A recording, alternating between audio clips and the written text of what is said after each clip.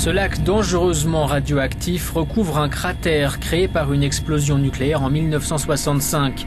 L'héritage de la guerre froide continue de peser sur le Kazakhstan, qui fut l'un des principaux sites d'essai du programme nucléaire de l'Union soviétique.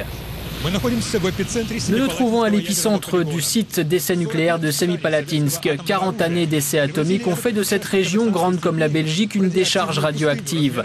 456 charges nucléaires ont explosé ici avant que le site ne soit officiellement fermé, il y a exactement 20 ans.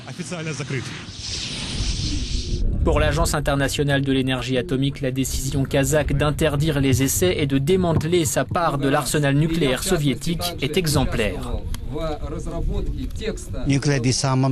La dénucléarisation est nécessaire et l'AIEA peut y contribuer à travers des contrôles.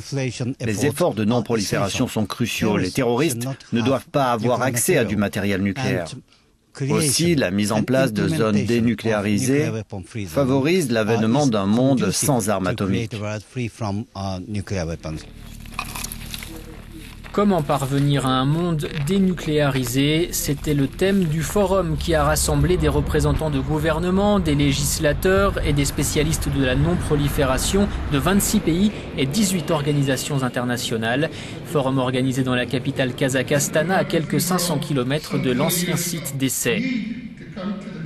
Pour les invités comme Chiyoko Motomura, l'horreur d'une apocalypse nucléaire est trop réelle pour oublier. Elle avait 6 ans quand la bombe a frappé Nagasaki au Japon. Tout d'un coup, une lumière aveuglante a empli la cuisine. Ma grand-mère s'est précipitée pour me couvrir les yeux et faire écran avec son corps.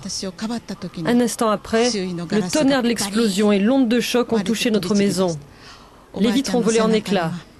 J'en suis sortie indemne. Mais beaucoup d'autres ont péri dans l'explosion ou à cause des radiations. Ma grand-mère a énormément souffert avant de mourir.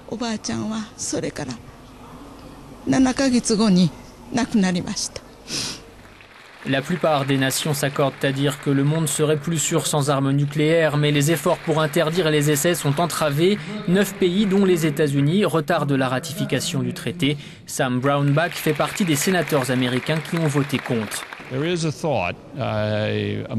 Au sein du Congrès américain, un certain nombre de personnes pensent que si nous signons cet accord, nous respecterons nos engagements. Nous disons nous ne ferons plus d'essais et nous ne faisons plus d'essais. Mais il y a d'autres pays qui signent et s'engagent à ne plus réaliser d'essais, mais qui continuent les essais. Voilà ce qui nous préoccupe, l'inégalité au niveau de l'engagement.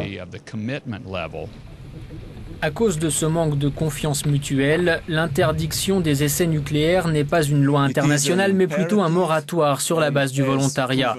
En parallèle, un nouveau dispositif est en cours de déploiement afin que la moindre explosion nucléaire soit impossible à dissimuler.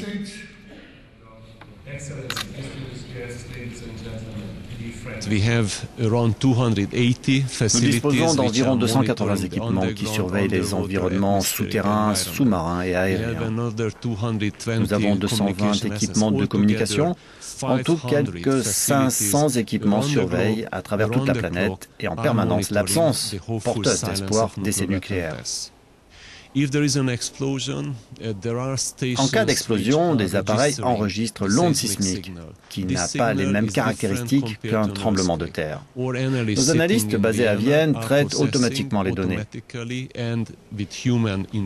En plus de l'onde sismique, un essai nucléaire produit une réaction qui laisse une empreinte de radionucléides unique.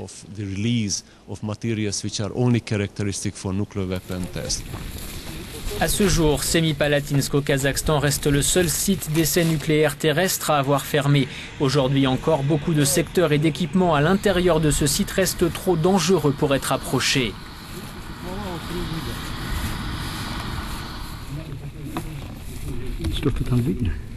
Un monde sans armes nucléaires tient aujourd'hui davantage de l'utopie, mais beaucoup croient que c'est un objectif à notre portée. Et l'émergence de zones dénucléarisées comme celle-ci en Asie centrale constitue la promesse d'un avenir plus sûr. Denis Loktev, Euronews.